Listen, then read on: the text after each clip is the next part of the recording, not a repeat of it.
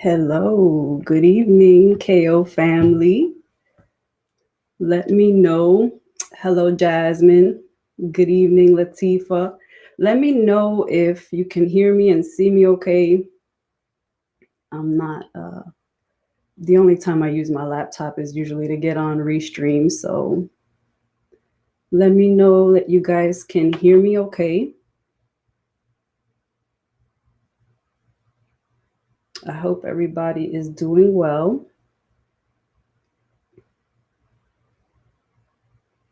Hey, Teacher Liz, good evening. Okay, awesome. Thank you, Teacher Liz. You are awesome. I appreciate I appreciate that. Thank you, Tifa. Love you. So let's get going. Evangelist Grace, God bless you. Good evening, everybody. I hope everybody had a wonderful weekend. I know if you were tuning into both the services today for KO New Jersey and KO Tampa, I'm sure you were like blessed by both services. But today we're here, this evening we're here for Walking Through the Bible.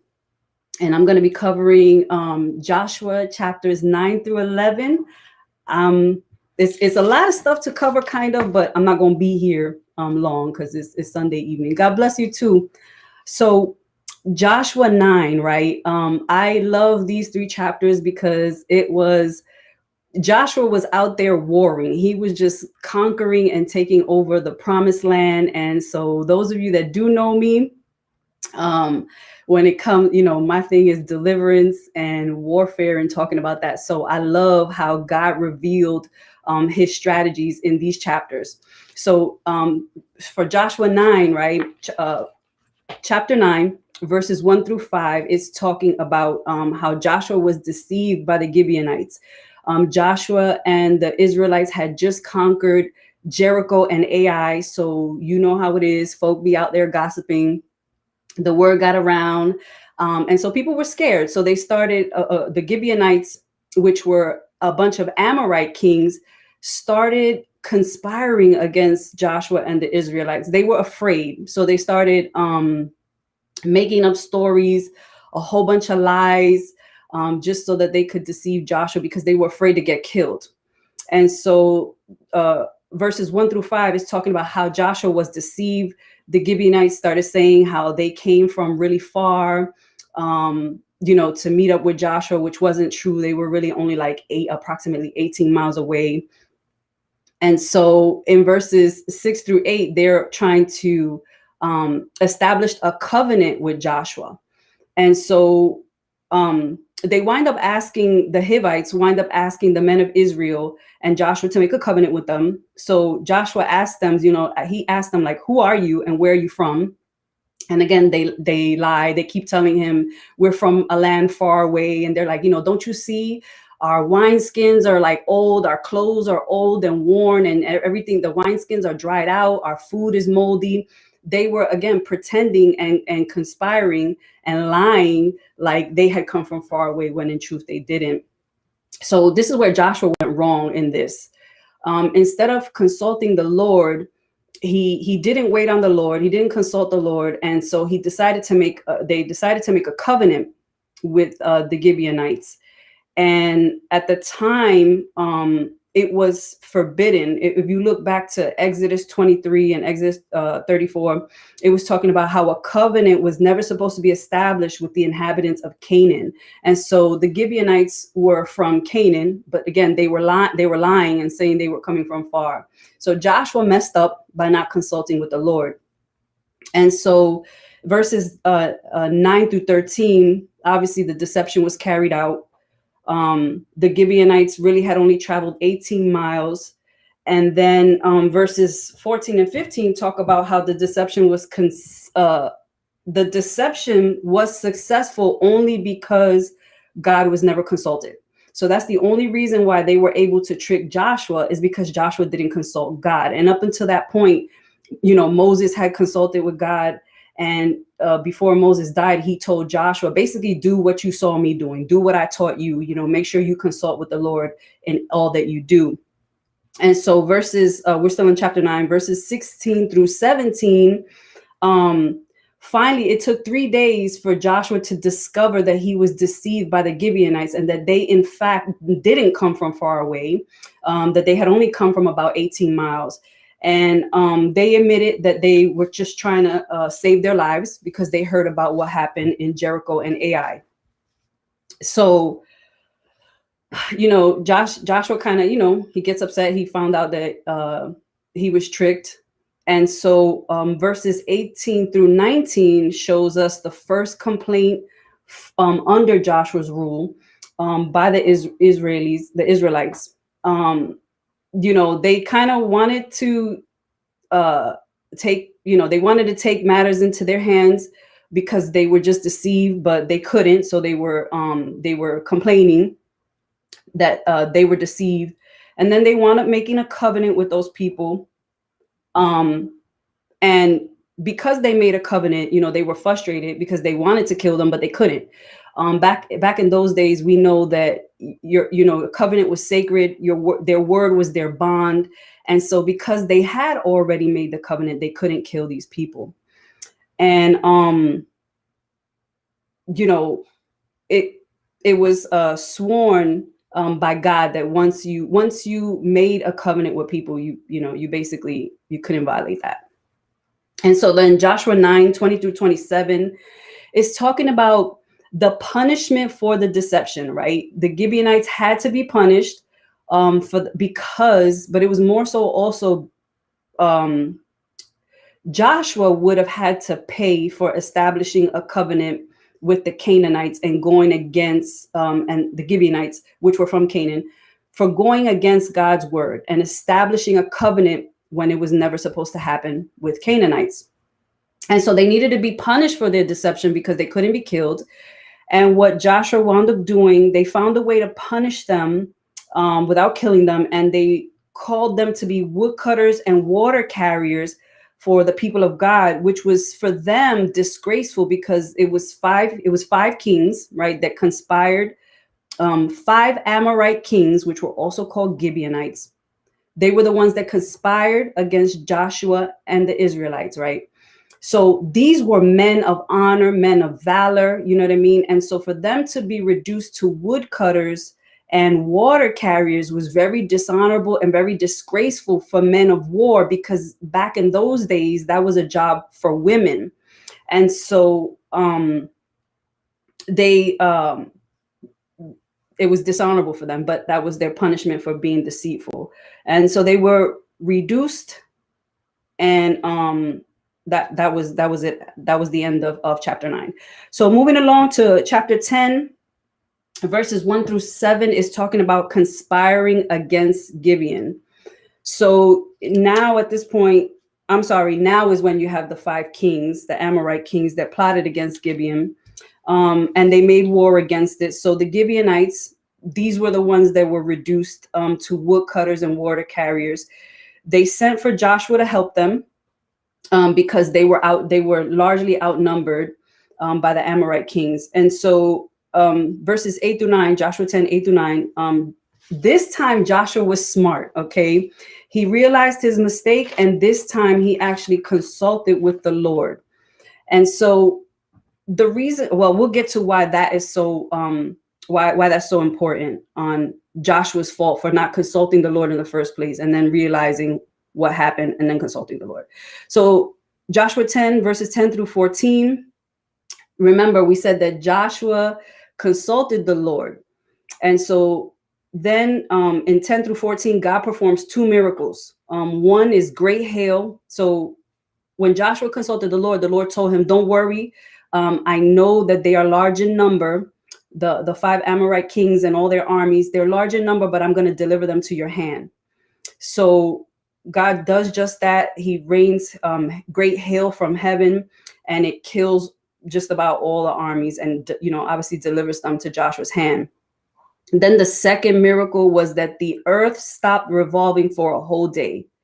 So Joshua sought the Lord, and basically the Lord stopped the world from revolving, stopped the earth for a whole day, just so that they can battle for a whole extra day, which caused Joshua to conquer. And again, the 5 Amorite kings and their armies were delivered to Joshua's hand, just as the Lord has said.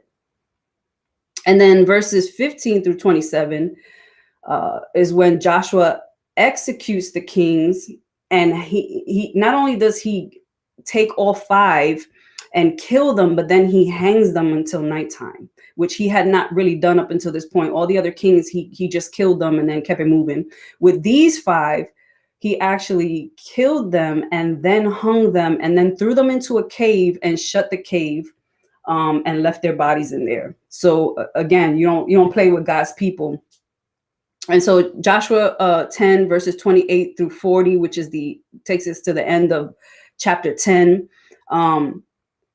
This is when Joshua begins the conquest to the Southland, and it talks about all the victories. Okay, so what we want to see, what we see here, and the reason why the Lord pointed out in Scripture how Joshua jacked up by not consulting the Lord, and he was able to be deceived. It was to show us, because I like to talk about how is this applicable to us today. This is the Old Testament. We don't live, people will tell you, oh, we don't live in Old Testament times.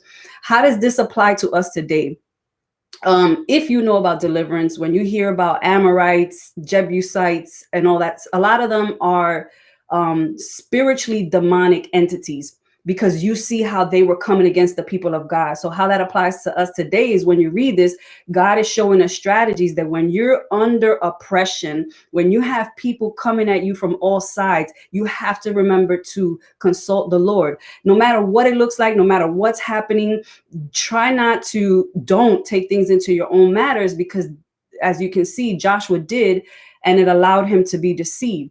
And then he had to figure out what to do so that he doesn't suffer repercussions, but then he still had to punish the Gibeonites, even though he couldn't kill them, which he had been doing in previous cities and to previous kings. So all of this was because the Lord had promised Moses that they would have the promised land. So because Moses, we know he jacked up, and he wound up passing the torch to Joshua. So this is what Joshua is doing now. He's going and conquering the promised land for the Israelites. And so now he realized, I need to consult the Lord in everything that I do. And he did just that. You already saw God perform 2 miracles, and he just continues the conquest. So he goes and takes over the Southland, the mountain countries, the land of Goshen. And it was basically the Lord, because he consulted the Lord and did the right thing, the Lord destroyed all that breathed as the Lord had commanded and as he had told Moses before he died. So then moving along to chapter 11, verses 1 through 9, talk about the northern conquest, right? Joshua just took over the south. Now he's going up to the north, taking territory from the Canaanites. Chapter 11, verse 6, God delivers and instructs them to this is the Lord. Listen, when the Lord fights for us, he is so gangster. Okay, he's so gangster. The Lord, he will give you strategies against your enemies. Okay, and so here, before God delivers, he tells Joshua to cut the hamstrings of the horses. Okay, so when you're looking at verses 1 through 9 in chapter 11, there were all the armies that were against Joshua, right? With 300,000 footmen. So this is literally like, if you ever saw the movie 300, or you ever watched any of those type of Roman war movies like 300, they had 300,000 footmen and approximately 10,000 horsemen and 20,000 chariots. And so that equates to about 30,000 horses, right, between the horsemen and the chariots. So the Israelites only had infantrymen, which is basically soldiers on foot. Okay, so you know that if they wouldn't have consulted the Lord, they would have been slain. And obviously they did have some casualties of war, but because they sought the Lord gave them a strategy. Again, remember, when you're going through trials, no matter what it looks like, you have to remember to consult the Lord, because he will give you a strategy. He will give you the instructions on how to defeat the enemy that is coming against you. So he tells them to cut the hamstrings of the horses, which basically he disarms you disarm all the horsemen and all the people on the chariots, because the horses can't go anywhere. You cut their hamstrings, they can't move their feet, and they're like done. They typically just die. So chapter 11, verses 10 through 15, it continues to talk about Joshua's victories in the north. Joshua and his men at this point, God allows them to take all the spoils of the kings and the cities that they conquered. So not only did they get the strategy from the Lord, now God basically blesses them with with their enemies' spoils, all their riches. And so again, that's kind of what happens to us when we listen, when we're obedient to the Lord. He will bless us. He will give us the spoils.